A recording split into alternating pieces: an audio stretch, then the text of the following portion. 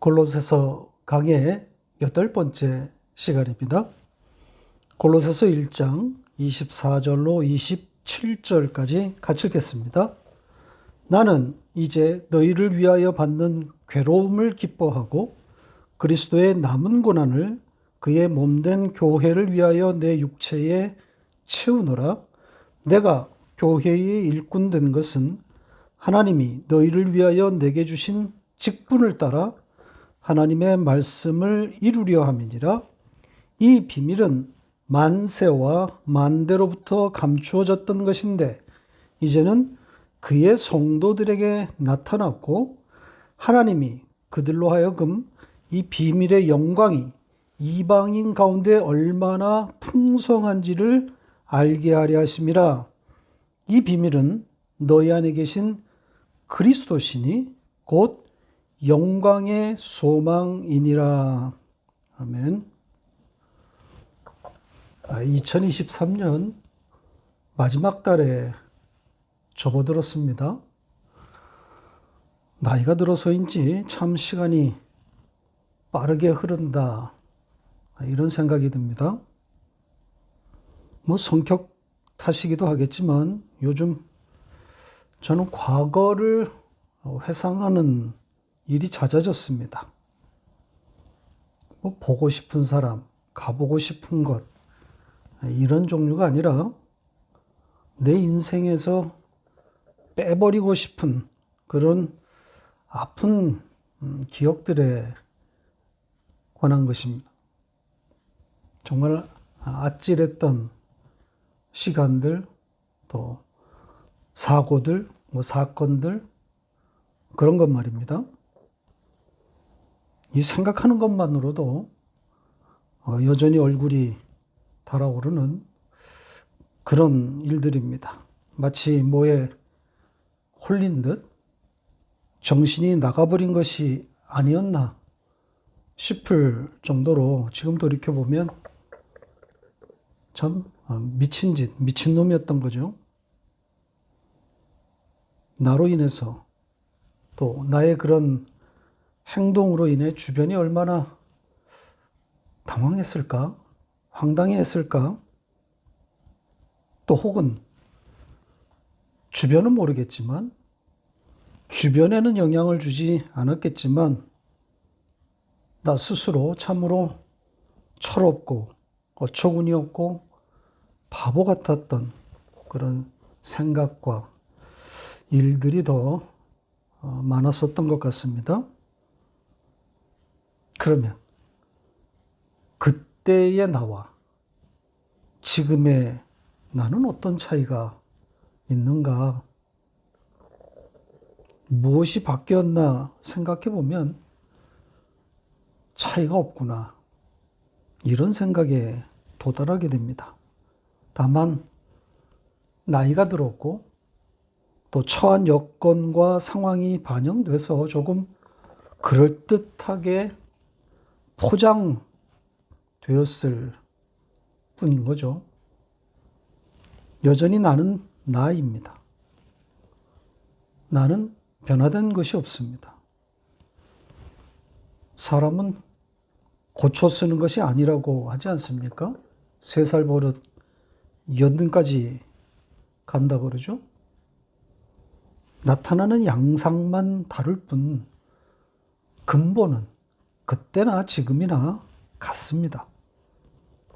나이가 들어감에 따라서 처신하는 법, 처세술이 조금 세련되어졌을 뿐인 거죠.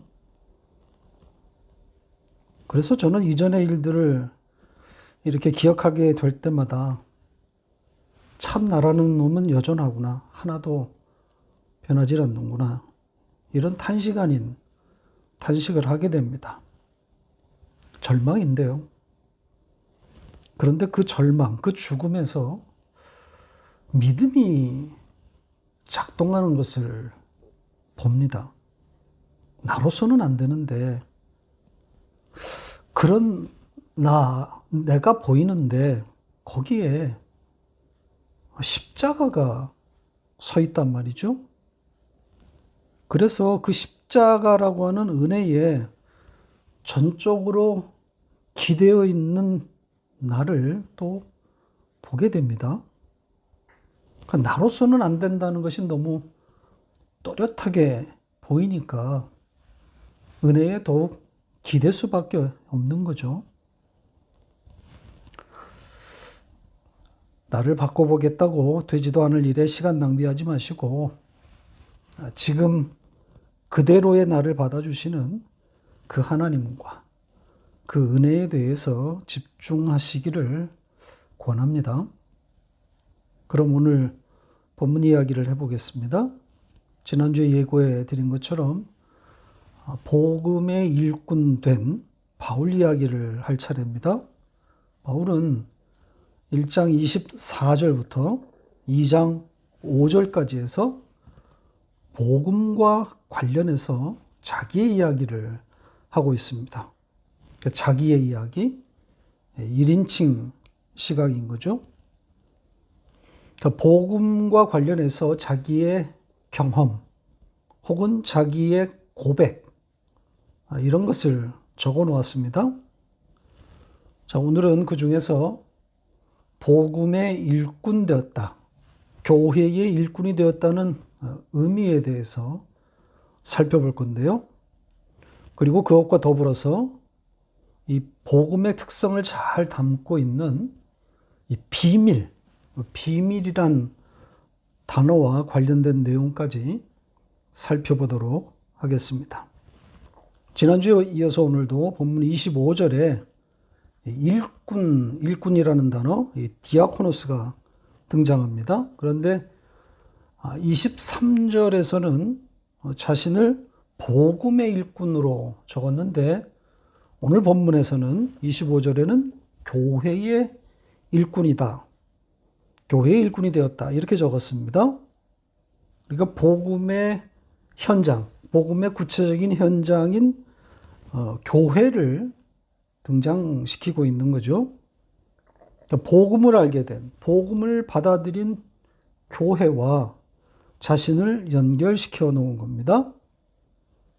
자, 여기에 이 교회는 모든 하나님의 교회를 말하는 것이지만 때로는 골로새 교회를 직접 언급함으로 그 교회의 범위를 좀 축소시키기도 합니다. 이것은 골로새 교회를 향한 어떤 바울의 개별적인 바램 혹은 소회를 담아놓은 것이라고 볼 수 있겠죠. 이런 차이점을 염두에 두시고 교회의 일꾼된 바울의 이야기를 읽어가시면 좋겠습니다. 24절의 첫 문장으로 가보겠습니다. 나는 이제 너희를 위하여 받는 괴로움을 기뻐한다. 이렇게 되어 있습니다. 조금 전에 말씀드린 것처럼 여기서는 골로새 교회로 한정된 발언입니다. 너희를 위하여 받는 괴로움이다. 이렇게 되어 있지 않습니까? 골로새 교회를 지칭하고 있습니다. 자, 그렇다면 바울이 골로새 교회로 인해 골로새 교회를 위해서 받은 괴로움이 있다는 이야기가 되는 건데 어색한 내용입니다. 아시는 것처럼 골로새 교회는 바울이 개척한 교회가 아닙니다. 바울이 골로새 지방에 간 적이 없습니다. 따라서 바울과 골로새 교회는 직접적인 연결고리가 발견되지 않습니다. 그런데 나는 골로새 교회를 위해서 괴로움을 받았다? 자연스럽지 않습니다. 골로새 교회와 직접적으로 연결된 바가 없었고 지금 바울은 로마 감옥에 있는데 골로새 교회를 위한 바울의 괴로움? 어울리지 않습니다.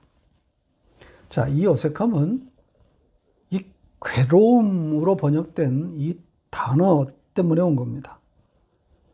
문맥상 괴로움, 고난으로 번역될 단어가 아니라 열정 혹은 관심 이렇게 번역되어야 할 단어입니다.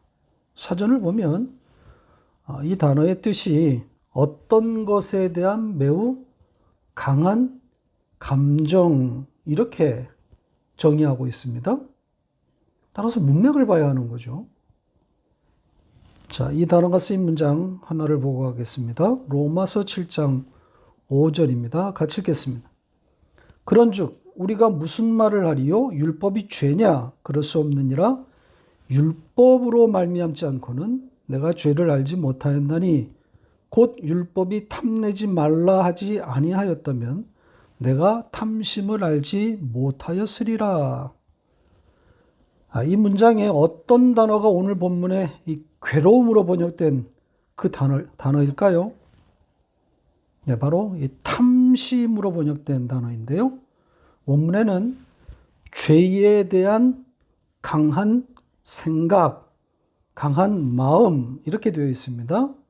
자, 그걸 우리 성경은 탐심이라고 번역한 겁니다.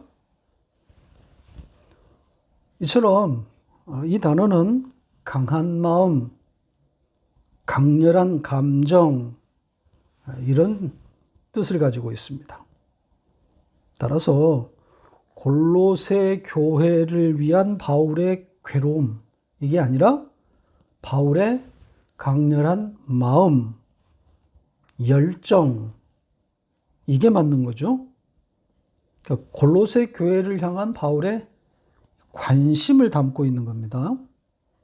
바울이 이 교회를 위해서 기도를 그치지 아니하고 있다, 그렇게 말하지 않았습니까?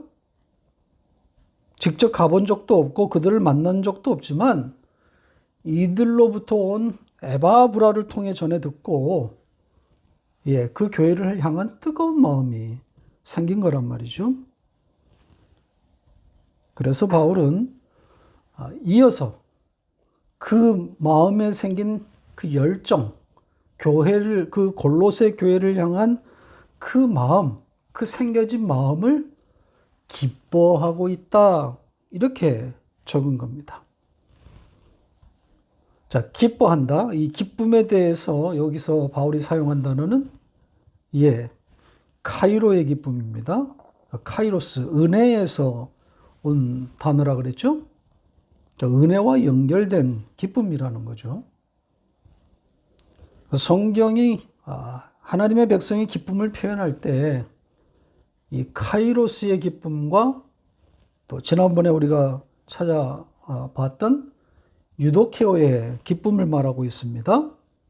19절에서 우리가 유도케오의 기쁨을 보지 않았습니까?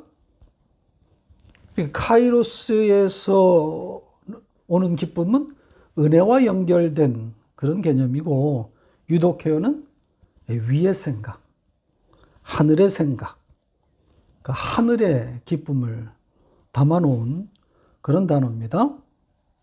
근데 바울은 여기서 카이로스의 기쁨, 은혜와 연결된 기쁨을 말하고 있습니다. 그러니까 에바브라에게 듣게 된 그 교회 소식, 골로새 교회의 이야기를 듣고 그 뜨거운 마음이 생겨서 그 하나님 은혜에서 나오는 그 기쁨, 거기에서 기인된 그 기쁨이 나에게 있다. 그 하나님의 은혜를 함께 바라본다, 이런 의미를 담고 있는 거죠. 자, 24절에 두 번째 문장으로 넘어갑니다. 이번에는 바울이 그리스도의 남은 고난을 그의 몸된 교회를 위해서 자기 육체에 치우겠다, 이렇게 말하고 있습니다. 이번에는 골로새 교회로 한정하지 않고 그의 몸된 교회, 이렇게 확대하고 있습니다. 그리고 이번에는 앞문장에 이 괴로움으로 번역된 그 단어를 쓰지 않고 다른 단어를 사용했습니다. 우리 성경은 고난으로 번역했는데 일반적으로 이 단어는 박해, 핍박, 그렇게 번역되는 단어입니다. 그러니까 그리스도의 남은 고난이다, 이렇게 말했는데 원문대로 직역하면 그리스도의 핍박의 부족함, 그리스도의 핍박의 가난함, 이렇게 되어 있습니다. 그러니까 부족하고 모자란다는 그런 뜻입니다. 그걸 우리 성경은 그리스도께서 남겨주신 것이다. 그리스도의 남은 고난이다.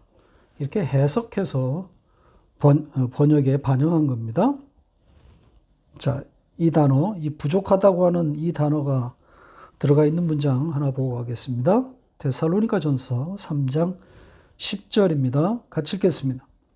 주야로 심히 간구함은 너희를 보고 너희 믿음이 부족한 것을 보충하게 하려 함이라.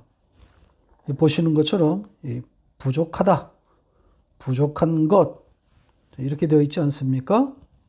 이 단어가 부족하다는 그런 뜻을 가진 단어입니다. 그러니까 문자적으로 그리스도의 고난으로는 부족하다, 이런 이야기가 되는 겁니다. 그 부족한 것을 바울이 자기의 몸에 채우겠다, 지금 이렇게 말하고 있는 거란 말입니다. 문자적으로는 그런 뜻인데 문자대로 읽을 수 없는 거죠. 그리스도가 받은 고난이 부족할 수는 없단 말입니다. 그러면 그리스도께서 더 많은 핍박, 더 많은 박해를 받았어야만 한다는 그런 이야기입니까? 아니잖아요. 자, 이 문장은 비유적인 표현입니다. 잘 읽어야 합니다. 그리스도의 몸인 교회, 그리스도의 몸된 교회, 그리고 바울의 몸, 이거 다 비유적인 표현으로 봐야 합니다.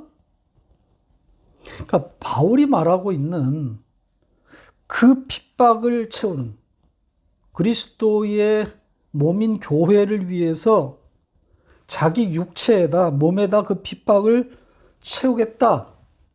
이게 비유적인 표현이란 말입니다. 그러니까 육체적인 핍박을 받겠다는 그런 의미가 아니란 말입니다. 그러니까 그리스도께서 자기의 몸된 교회를 위해서 핍박을 받은 것처럼 같은 단어인 이 몸, 육체라는 단어를 등장시켜서 자기도 그 길을 가고 있다, 이런 의미를 담아놓은 겁니다. 육체의 핍박을 말하고 있는 것이 아닙니다. 그리스도로 말미암아 갖게 되는 모든 종류의 핍박을 다 포함하고 있는 겁니다. 한번 생각해 보세요. 바울이 교회 바깥, 외부로부터 받은 그 육체적인 핍박이 크겠습니까? 내부, 교회 내부로부터 받은 정신적인 고립이나 따돌림, 이게 더 크겠습니까? 말할 필요가 없지 않습니까? 유사복음에 넘어가고 있는 교회들, 그리고 그 교회로부터 바울을 차단하려고 하는 유사복음의 그 예루살렘의 유력자들, 그 배후 세력들, 교회 외부에 적이 없는 것은 아니지만 바울의 투쟁은 기본적으로 이 교회 내부에 이 율법주의자들이란 말이죠. 주님도 그러했듯이 이들과의 전쟁입니다. 그 율법주의와 맞서다가 장렬하게 전사하는 거란 말이죠. 자, 이렇게 바울은 24절에서 상반된 두 국면을 적어 놓은 셈입니다. 골로새 교회를 향한 그 열정에 대해서는 기쁨을, 반면 교회를 위해서 받고 있는 핍박, 자, 이렇게 말하고 있습니다. 기쁨과 핍박, 핍박과 기쁨, 어울리지 않는 조합이지만 바울 안에서 일어나고 있는 일들입니다. 성령이 끌어다 놓는 자리인 거죠. 자, 마태복음 5장 11절 12절 같이 읽겠습니다. 나로 말미암아 너희를 욕하고 박해하고 거짓으로 너희를 거슬러 모든 악한 말을 할 때에는 너희에게 복이 있나니 기뻐하고 즐거워하라. 하늘에서 너희의 상이 큼이라. 너희 전에 있던 선지자들도 이같이 박해하였느니라. 오늘 본문과 같은 단어들이 고스란히 들어가 있는 주님께서 하신 말씀입니다. 그러니까 핍박의 상황에서 하늘의 상, 그 위의 것을 생각하면서 기뻐하라고 하지 않습니까? 이것이 뭐 어떻게든 억지로라도 허벅지에 바늘을 찔러서라도 핍박 중에 기뻐하라는 그런 이야기겠습니까? 그게 아니라 성령이 궁극적으로 당신의 백성들을 끌어다 놓는 그 자리, 그 목표 지점을 말하고 있는 거 아니겠습니까? 이런 자로 만들겠다는 거죠. 그래야 찬송이 나오는 겁니다. 허벅지 찔러서 기뻐하게 되면 하나님을 찬송하게 되는 것이 아니라 자기를 자랑하게 되는 거죠. 그러니까 하나님이 내게 일으키신 일들을 보게 될 때 성도는 거기서 찬송하게 되는 것이고, 그게 신앙생활 아닙니까? 자, 다음 절 25절로 갑니다. 자, 일꾼이란 단어가 등장하는 바로 그 문장입니다. 아까도 말했지만 여기서는 바울이 자신을 교회의 일꾼이다 이렇게 표현했습니다. 앞에서는 복음의 일꾼이다, 여기서는 교회의 일꾼이다 이렇게 적었습니다. 자, 이렇게 바울이 자신의 그 일꾼됨을 말하면서 그것은 하나님이 너희를 위해 내게 주신 직분에 따른 것이다 이렇게 적었습니다. 내게 주신 직분에 따라서 교회의 일꾼 되었다? 이게 무슨 말입니까? 많이 어색한 문장입니다. 자, 이 어색함은 직분이라고 하는, 직분으로 번역된 이 단어 때문입니다. 직분으로 번역될 단어가 아닙니다. 여기서는 경영 혹은 계획 이렇게 번역되었어야 할 단어입니다. 이 오이코노미아라는 단어인데요. 집이라는 단어와 경영하다, 관리하다 이 단어의 합성어입니다. 그러니까 집을 경영한다, 살림을 맡아 한다 이런 뜻이란 말이죠. 그러니까 나를 향하신 하나님의 경영 혹은 계획에 따라서 교회의 일꾼 되었다 이런 이야기란 말이죠. 어려운 내용이 아닙니다. 그러니까 하나님에 의해서 일꾼 되었다 이런 뜻입니다.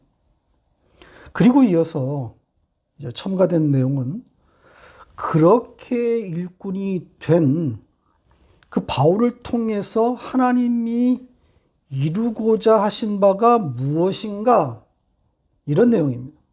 뭐라고 되어 있습니까? 하나님의 말씀을 이루려 합니다. 이렇게 되어 있습니다. 하나님의 말씀을 이룬다. 여기에 쓰인 동사를 유의할 필요가 있습니다. 자, 이 단어는 꽉 찬 상태, 거기에서 온 말입니다. 그래서 넘치다, 꽉 채우다, 이루다 이런 뜻으로 번역되는 단어입니다. 그러니까 예수님께서 하신 일에 그런 문장에 이 단어가 등장하면 완성하셨다, 이루셨다. 오늘 본문처럼 이렇게 될 수 있는데 지금 이 문장에서처럼 바울, 어떤 사람의 행동을 담을 때는 채우다, 넘치다 이렇게 번역되는 것이 문맥상 자연스럽습니다. 그러니까 여기서는 하나님의 말씀을 이루었다 이것보다는 하나님의 말씀으로 넘친다, 그 말씀이 넘친다, 가득하다 이렇게 돼야 하는 거죠. 그러니까 하나님의 말씀, 하나님의 그 말씀, 로고스입니다. 그러니까 예수 그리스도로 충만하다. 이런 뜻이 되는 겁니다. 그러니까 바울 자신을 비롯해서 그리스도의 몸인 교회에 로고스이신 예수 그리스도로 가득하게 하는 그 일, 그것을 하도록 하셨다. 이 의미를 담은 겁니다. 교회의 일꾼은 이 일을 하는 것이다. 그러니까 교회의 일꾼 됨, 바로 그 의미가 이겁니다. 이것보다 더 중요한 게 어디 있겠어요? 예수 그리스도로 가득하게 하는 것. 말씀이신 예수 그리스도를 전하고 가르쳐서 그 말씀, 그 로고스로 충만케 하는 것. 말씀 충만이란 말이죠. 교회 일꾼이 할 일이 이것 말고 뭐가 있습니까? 말씀이신 예수 그리스도를 열심히 전하고 가르치는 일이란 말입니다. 그렇게 그 말씀이 그리스도의 몸된 교회에 가득하게 되면 말씀 충만인 거죠. 그게 바로 기쁨이고 성도의 안식이 되는 겁니다. 자, 다음 절로 갑니다. 26절과 27절인데요. 지금 살펴본 그 말씀, 하나님의 그 말씀, 그 로고스, 그것과 연결되어 있는 내용입니다. 자, 26절의 첫 단어가 비밀입니다. 비밀, 혹은 신비란 뜻입니다. 바로 앞절에 그 하나님의 그 말씀, 그 로고스를 고스란히 받고 있는 단어입니다. 그 말씀이 곧 비밀이라는 겁니다. 그러니까 하나님의 로고스이신 예수 그리스도가 비밀이라는 거죠. 27절이 확인해 주고 있지 않습니까? 뭐라고 되어 있습니까? 예, 이 비밀은 너희 안에 계신 그리스도시라. 이렇게 말하고 있단 말이죠. 자, 그럼 이제 비밀이시고 신비이신 그 로고스, 그 말씀 예수 그리스도에 대해서 어떤 내용을 말하고 있는지 차례대로 살펴보겠습니다. 첫 번째 내용은 그 비밀은 만세와 만대로부터 감추어졌다. 이렇게 말하고 있죠. 만세는 시간을 말하는 것이고 만대는 사람을 말하는 겁니다. 그러니까 모든 시간에서 그리고 모든 사람에게 숨겨졌던 것이다. 이런 이야기입니다. 자, 그런데 그렇게 숨겨져 있던 그 비밀이 이제 어떤 사람에게, 누굽니까? 그의 성도들에게, 그 거룩한 자들에게 드러났다. 이렇게 말하고 있습니다. 이게 두 번째 내용입니다. 자, 여기에 이 드러났다, 밝혀졌다, 이런 뜻을 가진 동사인데요. 이게 수동태로 사용되었습니다. 그러니까 비밀이신 그 예수 그리스도의 주체적인 동작이 아니라 지금 주어가 이 비밀이란 말이죠. 그러니까 그리스도의 동작이 아니라 비밀의 동작이 아니라 누군가에 의해서 그 비밀이 성도들에게 알려졌다. 이런 이야기란 말입니다.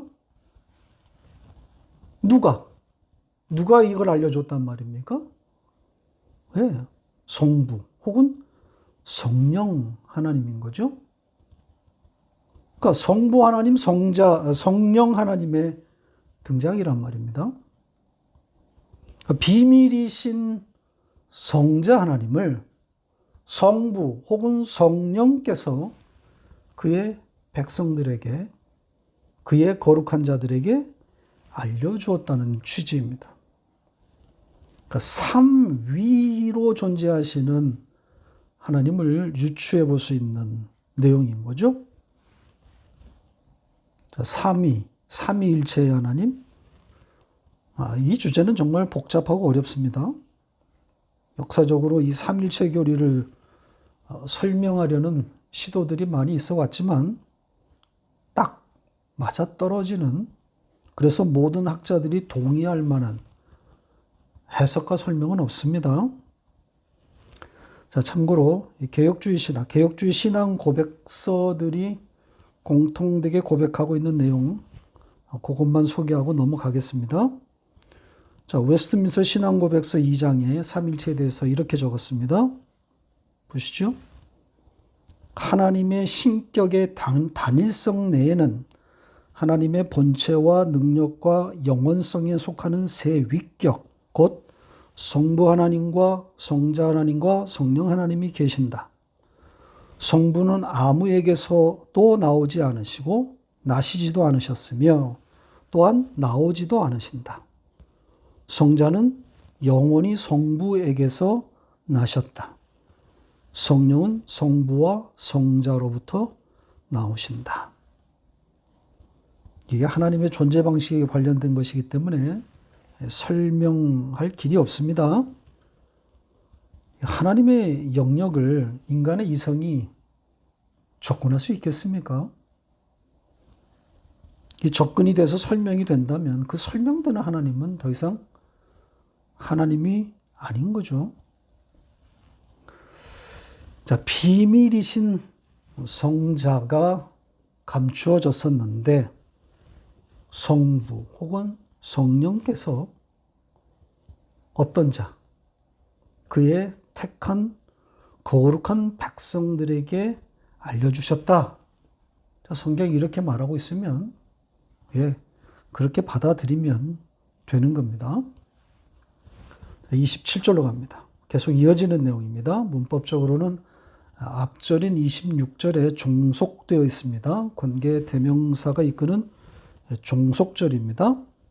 앞절에 그 비밀을 알게 된 성도들, 그러니까 하나님의 백성들과 연결되어 있는 내용입니다.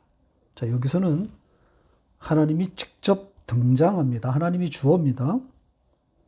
그 비밀이신 그 하나님의 로고스, 예수 그리스도죠. 그것과 관련해서 하나님이 무엇을 하셨는가? 이걸 말하고 있는 내용입니다. 그러니까 하나님이 그 비밀과 관련해서 이렇게 말합니다. 그들에게 알려주기를 원하셨던 것이 있다. 하나님이 이것을 알려주기를 원하셨다. 이렇게 되어 있습니다. 뭘 알려주시기를 원하셨을까요? 자, 그 다음 내용 보면 그 비밀의 영광이 이방인 가운데 얼마나 풍성한가, 이거라는 거죠. 이것을 하나님께서 그의 백성들에게 알려주기를 원했다는 겁니다. 비밀이신 예수 그리스도의 영광이 이방인 가운데 얼마나 풍성한가, 이걸 알려주기를 원했다는 거죠. 좀 이상하지 않습니까? 예수 그리스도의 영광이 이방인 가운데 풍성하다? 이게 무슨 뜻입니까? 심지어 원문에는 이방인 가운데가 아니라 이방인 안에입니다. 그러니까 이방인 안에 그리스도의 영광이 풍성하다는 말이잖아요. 말이 됩니까? 자, 여기에 이 이방인으로 번역된 이 단어를 살펴볼 필요가 있습니다. 과연 이 단어가 하나님을 알지 못하는 이방인이라는 뜻으로 그렇게 일률적으로 사용되었는가 추적해 볼 필요가 있는 거죠. 자, 마태복음 28장의 이 문장을 보시죠. 자, 마태복음 28장 19절로 20절 유명한 말씀입니다. 같이 읽겠습니다. 그러므로 너희는 가서 모든 민족을 제자로 삼아 아버지와 아들과 성령의 이름으로 세례를 베풀고 내가 너희에게 분부한 모든 것을 가르쳐 지키게 하라.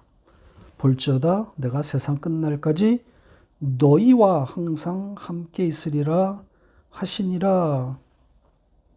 자, 보시는 것처럼 모든 민족을 제자 삼으라는 내용입니다. 자, 주동사는 제자 삼으라는 것이고 나머지는 전부 분사입니다. 그래서 가서, 감으로써, 세례를 베풀어서, 그리고 가르쳐서 예수 그리스도의 제자가 되게 하라는 내용입니다. 자, 그런데 그 제자가 되는 대상에 대해서는 모든 민족이다. 이렇게 적었습니다. 오늘 본문에 이방인으로 번역된 바로 그 단어입니다. 그러니까 문맥상 지금 이 문장에서는 이방인이 될 수 없는 거란 말이죠. 그래서 우리 성경도 이방인이 아닌 민족이란 단어를 선택한 겁니다. 자, 문맥상 여기서의 이 민족은 하나님의 백성입니다. 택한 자가 아닌데 어떻게 제자가 될 수 있습니까? 그러니까 이 단어를 일률적으로 이방인이라고 할 수 없습니다. 사전에도 이 이방인은 첫 번째 뜻으로 나오지 않아요. 국가, 민족, 인류, 그리고 이방인 이런 순서로 나온단 말이죠. 따라서 문맥을 봐야 하는 겁니다. 문맥을 보고 그 뜻을 결정하는 거란 말이죠. 따라서 오늘 본문 27절에 이방인 안에 있는 그 비밀의 영광의 풍성함, 이게 아니라 하나님의 백성 안에 있는 그 비밀의 영광의 풍성함, 이렇게 되어야 하는 겁니다. 그 비밀의 영광의 풍성함, 예수 그리스도의 그 영광의 풍성함. 예수 그리스도의 영광이잖아요. 이방인에게는 있을 수 없는 거란 말입니다. 정리해 볼까요? 하나님이 자기 백성들에게 그 비밀이신 예수 그리스도, 그러니까 예수 그리스도뿐 아니라 그들 안에 그 비밀의 영광의 풍성함까지, 그것이 얼마나 풍성한 것인가, 그것까지 함께 알려주기를 원하셨다는 겁니다. 이렇게 비밀을 알면, 그러니까 예수 그리스도를 알면 비밀의 영광에까지 이르는 겁니다. 그러니까 예수 그리스도의 비밀을 알게 된 자는, 예수 그리스도라고 하는 그 비밀을 알게 된 자는 예수 그리스도의 그 영광의 풍성함에까지 이르는 거란 말입니다. 하나님이 그렇게 하기를 원하신다고 지금 말하고 있지 않습니까? 하나님이 원하시면 그건 곧 성취란 말입니다. 하나님이 계획하시면, 하나님이 원하시면 완성인 것. 그러니까 하나님이 뜻을 정했다는 거잖아요. 그러면 반드시 성도에게 나타나는 거란 말이죠. 전능한 신이 계획하면 그것은 곧 성취의 의미입니다. 그러니까 계시에 따라서 눈이 밝혀져서 비밀이신 예수 그리스도를 알게 되면 그 예수 그리스도의 영광에까지 이르게 되는 겁니다. 그 풍성에 이르게 되는 겁니다. 거기에 도달하게 되는 겁니다. 그게 하나님이 원하시는 바예요.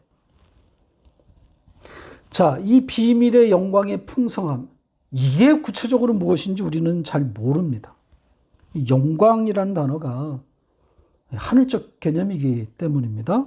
다만 추측컨대 하나님의 백성 안에 있는 영광이니까 이것은 하나님의 백성의 영적 현실을 담고 있는 것이다. 이건 분명한 거죠. 그래서 저는 쉼이다, 안식이다, 이렇게 해석합니다. 그러니까 비밀이신 예수 그리스도의 영광이 가득한 상태이니까 바로 그것이 기쁨이고 안식 아니겠습니까? 하나님의 원하시는 바가 바로 이것이란 말이죠. 말씀을 맺겠습니다. 우리는 숨겨져 왔던 그 비밀을 알게 된 자입니다. 비밀이신 예수 그리스도를 계시에 의해서 알게 되었습니다. 이렇게 예수 그리스도를 알게 된 우리에게 필연적으로 따라 나올 일이 뭐겠습니까? 네, 바로 그 영광의 풍성함인 거죠. 비밀이신 예수 그리스도의 영광의 풍성함. 여기에 이르게 되는 거죠. 바로 기쁨이고 안식인 겁니다. 성령이 우리를 끌어다 놓는 자리입니다. 우리가 있어야 할 자리인 거죠. 이 땅, 이 세상에는 없는 그 영광의 풍성함. 이것을 여러분은 지금 얼마나 누리고 계십니까?